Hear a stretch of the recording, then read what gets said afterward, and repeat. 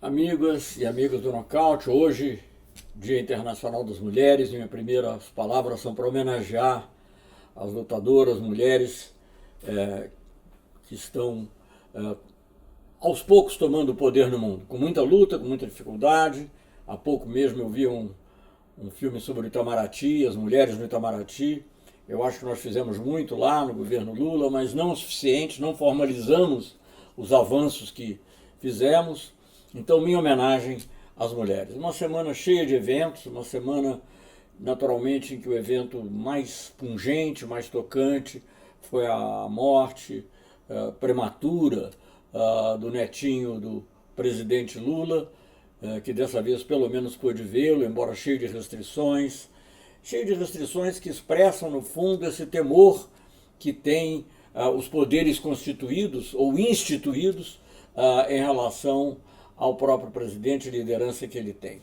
Como alguém comentou, o silêncio do Lula vale mais do que 1000 palavras ditas por outras pessoas. Eu não pude estar no velório, porque quando soube que era possível ir, já não havia passagem, mas fui ontem à missa e vi Dom Angélico falando daquilo que é importante falar e que é tão importante restituir na sociedade brasileira, que é o sentido de solidariedade, de humanidade. Ele falou muito da reforma da Previdência, das reformas trabalhistas, mas sobretudo de uma visão que seja uma visão para os pobres do nosso país. Isso que o Lula tão bem representou, e ele não deixou de mencionar o Lula no seu sermão, é isso que o Lula tão bem representou no nosso país e que tão bem representa. Eu, pessoalmente, estou convencido que o Brasil não vai ser um país democrático, verdadeiramente democrático, enquanto o Lula não estiver solto. Eu acho que a liberdade do Lula e a democracia no Brasil são sinônimos, né? Não haverá democracia enquanto o Lula não estiver livre. E por outro lado, quando o Lula estiver livre, haverá democracia, mesmo que continue o governo que está aí, porque haverá um debate real, haverá um debate no qual a população se sentirá envolvida. E isso é muito importante para a imagem externa do Brasil. As pessoas que tanto falam da imagem, todos os governos de tendência autoritária são muito preocupados com a imagem, né? Porque eles querem fazer uma coisa e querem que pense outra. Mas a imagem do Brasil, como já foi dito, eu tenho repetido por um embaixador, não vou mencionar o nome dele porque ele não me autorizou, mas enfim, por um embaixador veterano, que não é um homem de esquerda, um homem inteligente, mas não de esquerda, a imagem do Brasil não melhorará enquanto o Lula não estiver solto. Outro dia era a capa do L'Humanité, outro dia havia artigos no Guardian, no Morning Star, artigos no mundo inteiro falando da liberdade do presidente Lula, a importância da liberdade do presidente Lula. Isso eu acho fundamental. E era visível o sofrimento dele por essa situação antinatural, que é um avô ter que participar do enterro do neto. Enfim, tudo isso causa muito sofrimento. Tivemos outros fatos, eu não vou nem me estender sobre coisas absurdas que saíram aí durante o carnaval, porque isso já foi muito comentado, mas vou tomar uma parte. A parte que diz, já na tentativa de consertar um pouco o que havia sido dito antes, o presidente dizer, com outras palavras talvez, mas praticamente, que a democracia é uma dádiva das Forças Armadas. Não, a democracia não é uma dádiva das Forças Armadas. A democracia é uma conquista do povo. E a Constituição brasileira estabelece claramente, não que são as Forças Armadas que dão, que oferecem, que conferem a democracia ao povo. Elas são para a defesa da pátria. E os governos Lula e Dilma se empenharam muito em fortalecer esse aspecto, que é o principal aspecto, que é a missão prioritária das Forças Armadas, que é a defesa da pátria através de equipamentos. Não vou mencionar todos, todos eles sabem, na Marinha, no Exército e na Aeronáutica, que o governo Lula e o governo Dilma foram os governos que melhor equiparam as Forças Armadas há muitos anos, melhor do que os governos militares, porque nós pudemos desenvolver o submarino de propulsão nuclear, caças de último modelo com transferência do código-fonte para o Brasil. Eles sabem que isso é importantíssimo. Mas, enfim, nós vemos no Exército o material disponível para o Exército, CISFRON que começou, o equipamento para defesa cibernética, tão importante nas guerras modernas, nas guerras híbridas. Tudo isso, governo Lula e governo Dilma, está ali, é só conferir as estatísticas, foram os que mais investiram. Né? Agora, por alguma razão, os militares, que são muito bons militares, muitos deles eu conheci bem vários desses generais que foram chefes de missão na MINUSTAH, no Haiti, e aliás eu não compartilho muitas das críticas que são feitas. É difícil fazer uma missão de paz da ONU. E curiosamente, muitas vezes, ao contrário do que se diz no Brasil, os militares brasileiros eram criticados por serem muito suaves na sua abordagem. Eu tive uma conversa com a Condoleezza Rice, em que ela praticamente queria que o Brasil atacasse e entrasse forçosamente nas favelas, lá, Cité Soleil e outras favelas. Eu disse, olha, assim não vai dar, Condoleezza, se você quiser, nós tiramos os nossos militares. E ela imediatamente disse, não, pelo amor de Deus, etc e tal.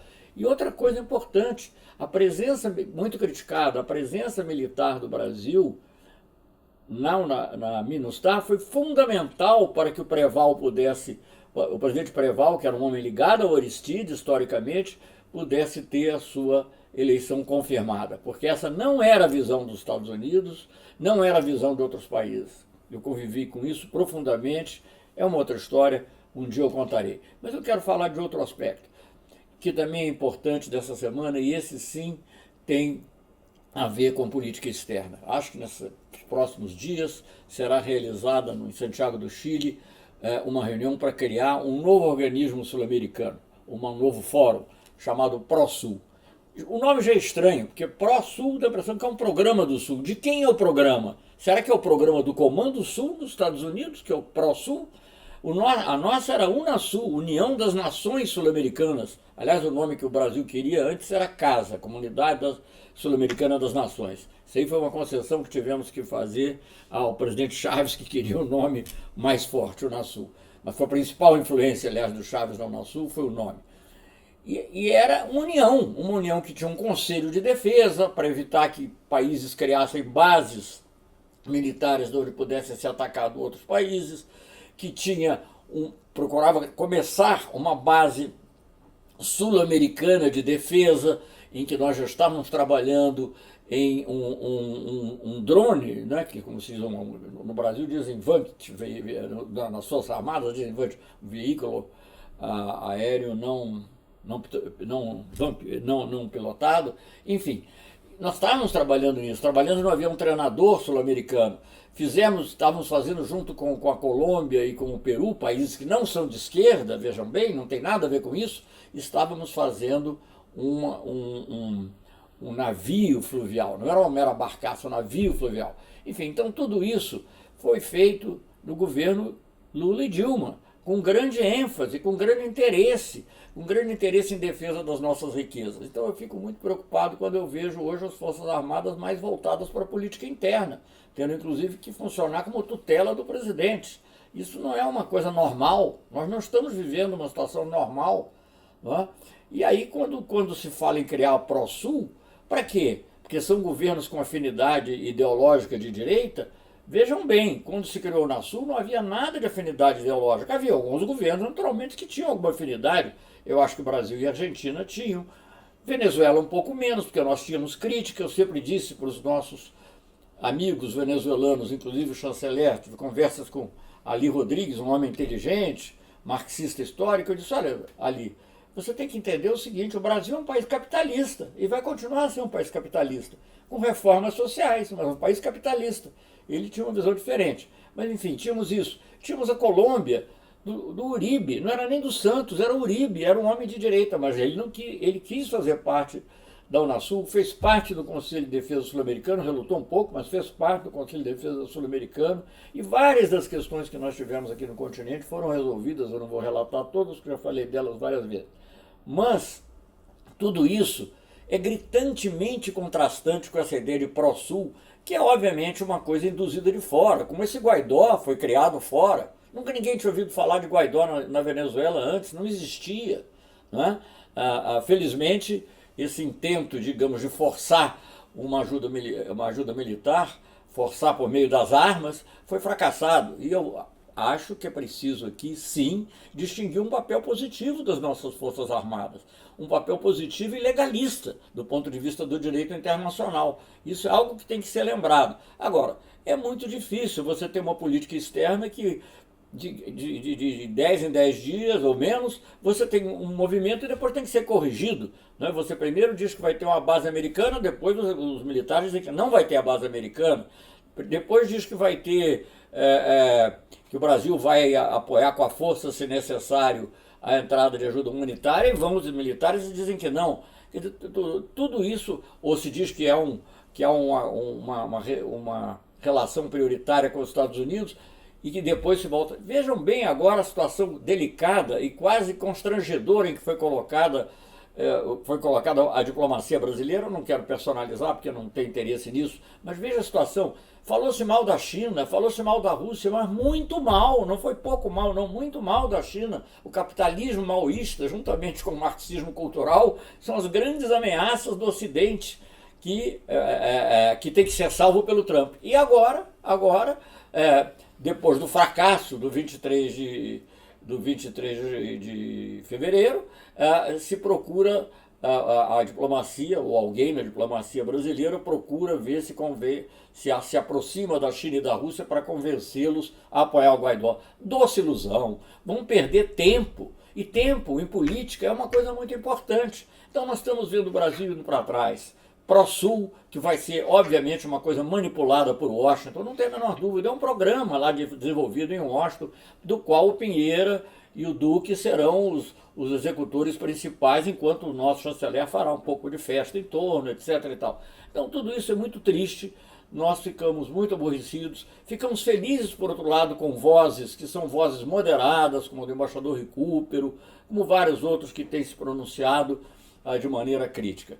Mas, voltando aqui ao principal de hoje, dessa época, solidariedade, humanidade, respeito. Nunca na minha vida passaria pela cabeça pensar mal se por acaso houvesse uma morte na família do atual presidente. Isso não tem nada a ver.